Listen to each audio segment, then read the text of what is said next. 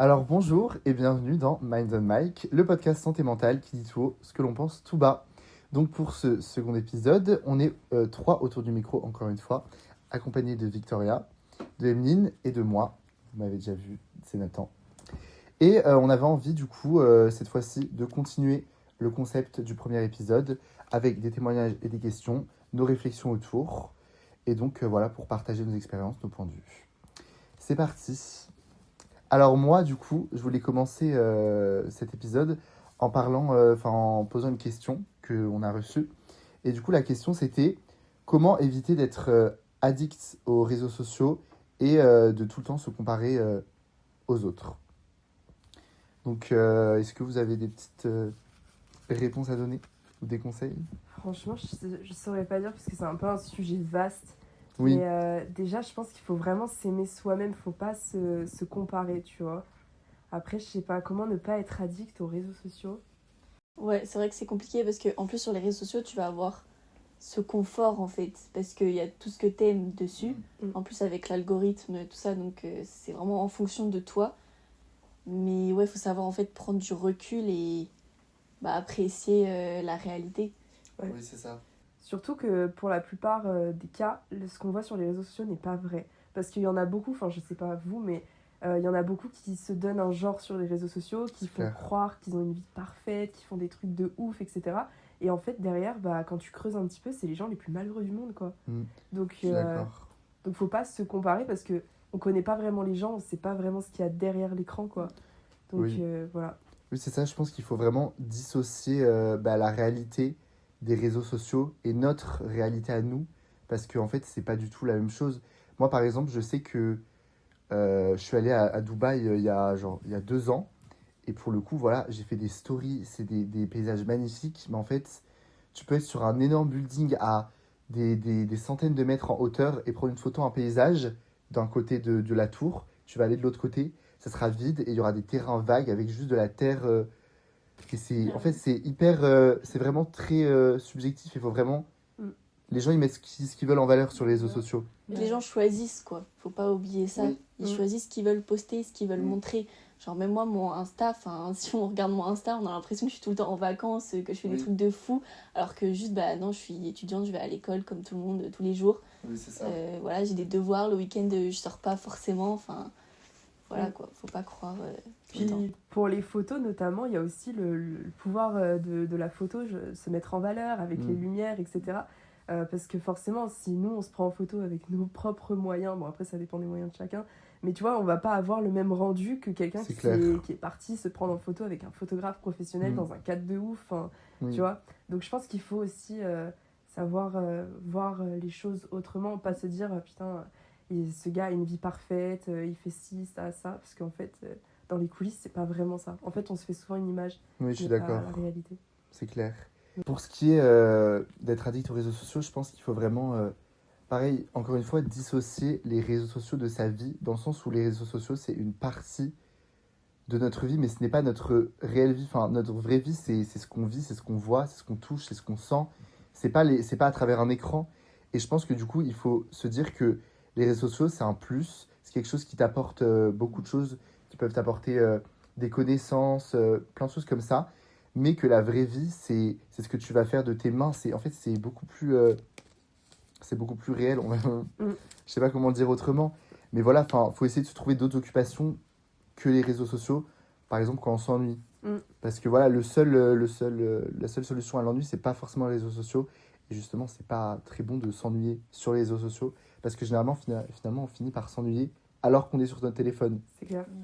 Et pour vaincre le côté addictif, après, il existe des trucs, même sur notre téléphone, je sais pas si vous avez vu, mais il y a les temps d'écran. Oui. Donc par exemple, tu swipes sur TikTok, et d'un coup, en fait, tu as ton écran qui se fige, et ils disent vous avez atteint votre temps d'écran limité. Oui, c'est ça. Donc ça peut être aussi un tips pour éviter qu'on perde trop de temps finalement sur les réseaux. Après, c'est beaucoup aussi de bon vouloir. Ça dépend Après, de chacun, quoi. Ce qui est bien, c'est qu'aujourd'hui, t'as quand même beaucoup de gens qui travaillent grâce aux réseaux sociaux et qui font de ces plateformes leur vie, en fait. Mais ils vont pas seulement partager des choses, enfin des bonnes choses, que du positif, ils vont aussi dire la réalité. Et je trouve que c'est bien ça, parce qu'il y a de plus en plus de personnes qui font ça. Du coup, ça montre, ça démocratise un peu, quoi. Oui, c'est clair. Et puis aussi, il y a des astuces sur le téléphone, comme tu as dit. Par exemple, mettre son téléphone en noir et blanc. Même si ça paraît débile comme ça, je sais qu'il y a des gens qui le font. Ah oui, Parce que ça, je crois que c'est en fonction de... Enfin, comment dire? Bah, vu qu'il n'y a pas de couleur, genre c'est moins. Mais voilà, t'as moins Moins attiré, cette enfin, je sais dopamine pas que tu comment- reçois Mm. vis-à-vis de le contenu que tu vois, parce que ça sera forcément moins attrayant, Ouais. et du coup, ça sera moins addictif, en fait. Mm. Donc ça peut être important, ça peut être utile aussi. Puis justement, le fait de baisser la luminosité et de passer justement en noir, ça réduit un peu les reflets bleus. Oui, Et du coup, ça permet de passer une bonne nuit. Donc, C'est clair. donc passer une bonne nuit et être moins addict, ça peut être pas mal. ouais. Du coup, en conclusion, la meilleure chose pour s'éloigner des réseaux sociaux et donc pas tomber addict et pas se comparer, c'est vraiment de trouver des astuces et des trucs qui vont vous faire penser à autre chose, des activités hors des réseaux, hors du téléphone principalement, parce que sur les réseaux sociaux, c'est très facile de changer de l'un à l'autre. Donc par exemple, mettre son téléphone en noir et blanc, du coup, comme on a dit, le temps d'écran, trouver des petites passions, faire du puzzle, faire du dessin, de la peinture, peu importe, un truc qui va vous divertir et qui va vous relaxer, mais qui va moins vous prendre la tête, comme les réseaux sociaux pourraient vous prendre la tête, par exemple. Et éviter du coup de se comparer à ce qu'on voit. Mm. Et je crois que du coup, Emeline, ton sujet, il est un peu en rapport avec se comparer avec les autres. Ouais, bah pareil, du coup, on a récolté un témoignage. Donc, je vais pas vous dire le prénom, mais dans le témoignage, c'est « J'ai 21 ans et je sais pas trop ce que je veux faire plus tard. En vieillissant, je vois de plus en plus mes potes trouver leur voie. Certains font des choix clairs, d'autres partent même vivre à l'étranger. Pendant ce temps, moi, je suis encore perdue, sans vraiment savoir où je vais. Ça me stresse et souvent je me sens nulle, comme si j'étais en retard ou que j'avais raté quelque chose. J'essaye de me dire que chacun avance à son rythme, mais c'est dur de ne pas se comparer et de ne pas se sentir sous pression. » Donc, je sais pas ce que vous en pensez, vous, parce que du coup, toi, t'as 19 ans, Oui, c'est ça. Ouais, moi moi aussi. j'ai 21 ans, Victoria, t'as 19. 19 ans aussi. Moi, je sais que personnellement, ça m'est arrivé, surtout que quand je suis sortie du bac, j'avais une idée en tête, faire de longues études, partir dans la médecine, et au final, je me suis rendu compte que c'était pas forcément ma voie. Et autour de moi, j'avais plein de potes qui avaient trouvé leur voie, qui étaient partis dans du commerce, par exemple, ou encore l'art, ou ingénieur. Et puis, il y en a d'autres qui se sont dit, année sabbatique, je pars au Canada, je pars en Australie, et puis je verrai bien ce que l'avenir me réservera. En fait, on a vraiment plein de directions différentes, mais c'est vrai que chacun avance à son rythme, et ça peut vraiment faire peur. Donc moi, je sais que quand j'ai dû me réorienter dans la communication, je me suis un peu sentie nulle avant de savoir où j'allais, parce que on sort un peu de ce train de vie où tout le monde est à 100 à l'heure, et en fait, on regarde notre vie, on se dit, ok, je veux faire quoi maintenant? Et c'est des questions qui peuvent vraiment faire peur. Moi qui m'a fait peur jusque-là. Maintenant que j'ai trouvé ma voie, je me sens beaucoup mieux. Mais c'est vrai que c'est des choses qui peuvent euh, mettre un peu la pression à nous en tant que jeunes, mais aussi à toute autre personne qui cherche sa voie. Mais ouais, en tout cas, c'est jamais trop tard pour se réorienter. Et puis chacun avance à son rythme. Ça, Oui. c'est mon opinion. Ouais. Je sais pas ce que vous en pensez. Ouais. Bah, moi, après, j'ai jamais eu vraiment ce sentiment à cet âge-là. Genre, même là, j'ai pas ce sentiment d'être en retard ou quoi. Mais moi, je l'ai eu plutôt au collège. Genre, tu sais, la meuf, elle est hyper stressée. Mais vraiment au collège, parce que j'avais une grande sœur, justement, qui allait dans ses 18 ans. Et du coup, elle cherchait vraiment ce qu'elle allait faire plus tard. Et moi, de voir que ça y est, elle allait dans les grandes études, qu'elle était en train de passer le bac, que tout s'accélérait pour elle et que moi, j'étais... Enfin, pas encore au collège, puisque c'est normal, genre je fais ma scolarité normalement, mais juste genre de me dire que moi, je serais à sa place un jour et ça me faisait énormément peur. Et Ouais. genre, en fait, de voir ma sœur partir et tout, moi, c'était ça, en fait. C'était ce sentiment par rapport à ma sœur, quoi. Pas vraiment par rapport aux autres, parce que après, quand j'ai grandi... j'ai trouvé ma voie du coup, j'ai pas eu de problème sur ça et en fait juste j'avais l'impression d'avancer avec les autres en fait. Oui. J'avais pas vraiment ce retard Mais moi, je pense que cette peur, elle est normale, dans le sens où, comme tu l'as dit, Emeline, en fait, depuis le tout début de notre scolarité, on est forcément guidé et on va tous dans la même direction. on va tous au même endroit, on va tous au bac en fait. Et du coup, se dire que on avance tous dans la même direction parce que depuis le collège, je pense qu'on parle du bac ou en tout cas du brevet, où il y a toujours un examen qu'on va tous passer en commun. Et le fait d'avancer toujours dans la même direction, c'est un peu plus, du coup, tu te poses moins de questions. Et du coup, ça te pousse moins à te poser des questions. Et du coup, tu te dis moins, qu'est-ce que je vais faire plus tard? Parce que tu dis, bon, je passe mon bac et je verrai ensuite. Sauf que c'est important, même si c'est stressant et c'est normal, il faut se poser les bonnes questions le plus tôt possible. Faire des stages, forcément, dans des endroits. Au collège, en vrai, au collège, on a un stage en 3e, je crois. Ouais. En plus, je crois que maintenant, il a été rallongé.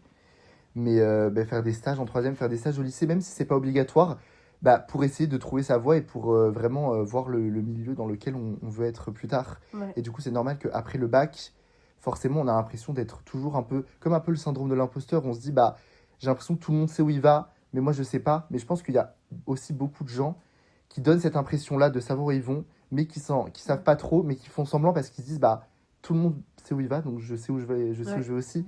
Mais au final, je pense qu'on a tous ces peurs-là et qu'on se pose tous ces questions aussi, en fait. Ouais, c'est clair. En plus, ça peut marcher, donc là, à l'occurrence, c'est les études, mais ça peut aussi marcher pour le permis, ceux qui mettent un peu plus de temps que les autres à avoir le permis.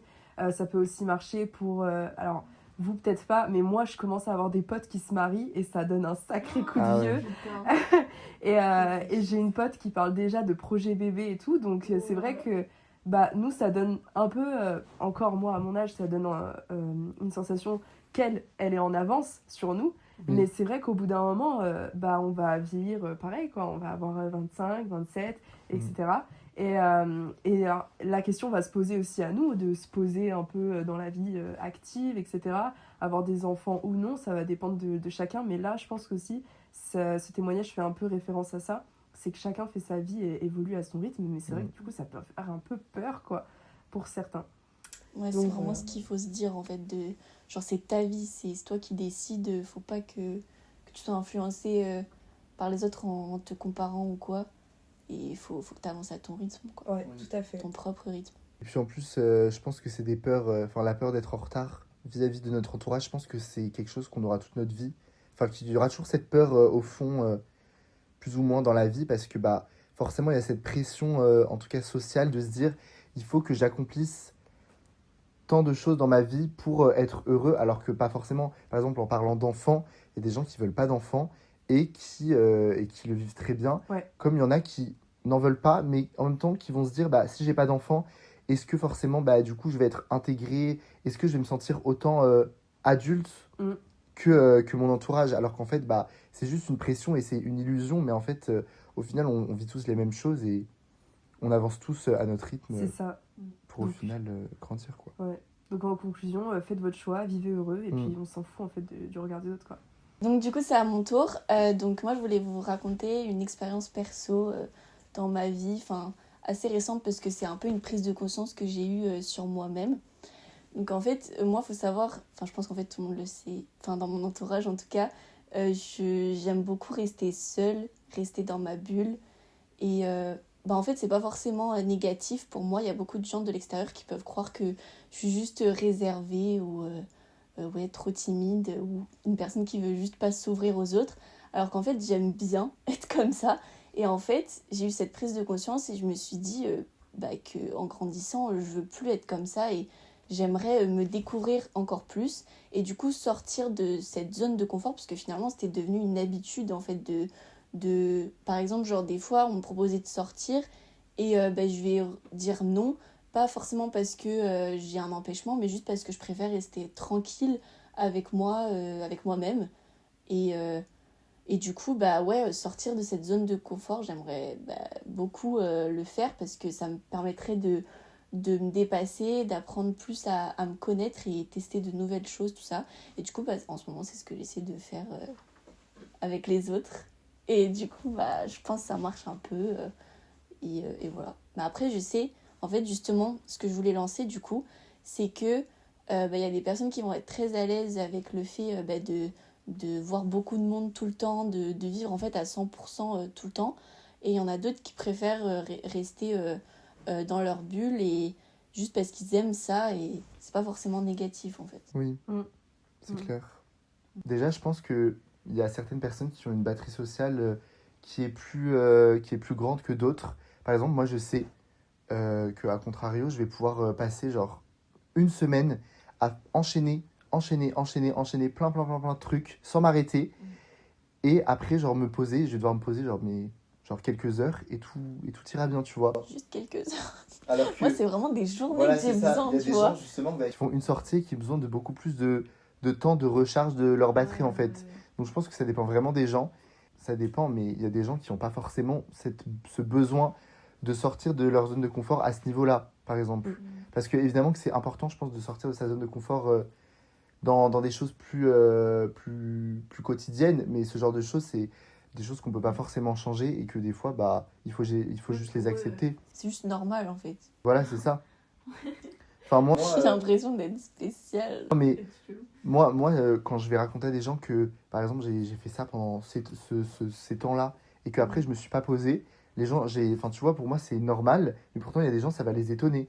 Comme toi, je pense que du coup, ça étonne aussi certaines personnes. Enfin, je sais que je pourrais pas faire ça, mais je comprends. La grande majorité des gens, je pense qu'ils ont une batterie sociale qui est à peu près, enfin, qui est globalement dans la moyenne, on va dire. Mais je pense qu'il y a des gens juste qui ont besoin de plus de temps pour eux ou moins de temps pour eux, en fait. Je pense que ça dépend vraiment. Ouais, puis c'est quelque chose qui peut aussi changer dans le temps, parce que moi, personnellement, quand j'étais petite, j'étais ultra timide. Vraiment, je ne voulais pas forcément parler aux autres. Enfin, plutôt, j'avais peur de parler aux autres. Je pense que c'était plus ça.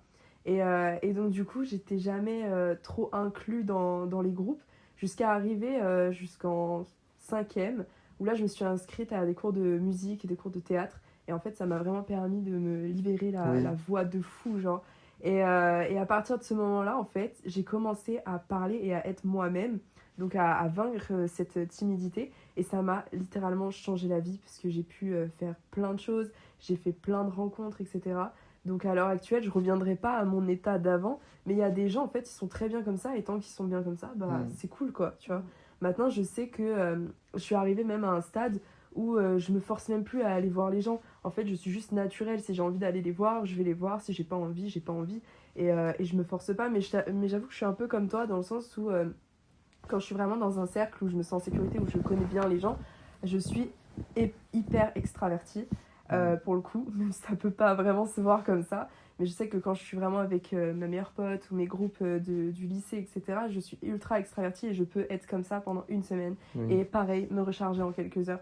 Ça dépend vraiment. Alors que quand je suis avec des gens que je connais pas trop bien encore, ça va me demander plus d'énergie, parce que je vais un peu avoir ma carapace où ils me connaissent pas, je les connais pas encore vraiment beaucoup. Et là, pour le coup, le temps de me recharger, ça va être un peu plus long. Oui, tu vois. c'est ça. Et puis, je pense que quand on est avec des gens qu'on connaît moins, forcément, tu te brimes un peu sur ce que tu veux dire, sur ce que tu penses. Et puis, tu te protèges, en fait. Voilà, c'est ça. Tu réfléchis un peu à ce que tu vas dire avant. Clairement. Et du coup, forcément, ça demande plus d'énergie, plus de réflexion, en tout cas, de réflexion dans sa tête, clairement. pour se dire, oui, mais est-ce que si je dis ça, est-ce que les gens vont mal le prendre? Et parce qu'au début, généralement, quand tu commences à côtoyer des gens, tu as envie, des fois, que ça soit tes amis plus proches. Et du coup, tu dis, je vais pas tout leur montrer parce que j'ai envie que ça commence comme une amitié, on va dire, plus stable, et que après justement, tu te lâches, en fait. Ouais, en fait, tu testes un petit peu les gens, voilà, tu ça. testes leur humour, tu testes leur personnalité. Exactement. Et puis, il y a des gens, en plus, tu changes aussi un peu de personnalité selon avec qui tu es. Totalement, ouais. Il y a ça aussi qui rentre en compte. Et ça, c'est aussi, du coup, faut que c'est un peu comme si tu te bâtissais une nouvelle personnalité en fonction des gens avec qui tu étais et de ce que ce que tu pouvais leur montrer de ta personne, en fait. Et du coup, forcément, ça demande plus d'énergie, c'est normal. Tout à fait, ouais. Ouais, mais du coup, moi, j'aimerais beaucoup vivre ce que tu as vécu. Du coup, Emeline, ce que tu as raconté, genre, comme quoi, avant, tu étais beaucoup plus timide et qu'après, tu t'es ouverte, parce que c'est en grandissant, en fait, tu as évolué. Et du coup, moi, je me rends compte que plus tard, si je veux vraiment être, on va dire, épanouie, il faut que je me force un peu et pour évoluer. J'aimerais évoluer, en fait, de cette façon-là. Parce que je sens qu'en fait, si je reste comme ça va vraiment me freiner dans la vie plus tard. Ouais, dans ce cas-là, c'est sûr que si tu sens que t'es plus épanoui comme ça, faut limite que tu te fasses un peu violence pour aller voir les autres, etc. Tu vois. Je me force. Et au début, ça sera dur, mais après, tu t'y habitueras. Il n'y a que du bon après. Et voilà, c'est ça. Mais après, en soi, la timidité n'a pas vraiment de rapport avec ton énergie que tu peux apporter socialement parlant. Ouais. Dans le sens où Mm. tu peux être très... Enfin, tu peux être pas du tout timide et pourtant, bah, tu vas pouvoir rester énormément de temps avec des gens que tu aimes, que tu côtoies, etc. Et tu n'auras pas besoin forcément de recharger tes batteries. Comme tu peux être très extraverti et parler à plein de monde, mais en même temps faire peu de sorties et très peu voir les gens parce que tu sais que tu as besoin de beaucoup de temps pour toi en fait. Ouais, totalement. Mais tout existe en soi, toutes les combinaisons existent. Aussi, ça varie, je pense que la timidité varie aussi avec les gens avec qui tu es. Dans le sens qu'il y en a où ça va beaucoup mieux passer qu'avec d'autres, tu vois. Il y en a avec qui tu vas beaucoup plus être à l'aise tout de suite. Il y en a aussi, ça va leur gêner. Genre d'être avec une personne comme ça qui est timide. Ouais. Ils vont pas savoir comment se comporter face à eux. Genre, moi, j'ai déjà vécu des situations comme ça où genre, vraiment la personne, je voyais qu'elle était mal à l'aise avec moi.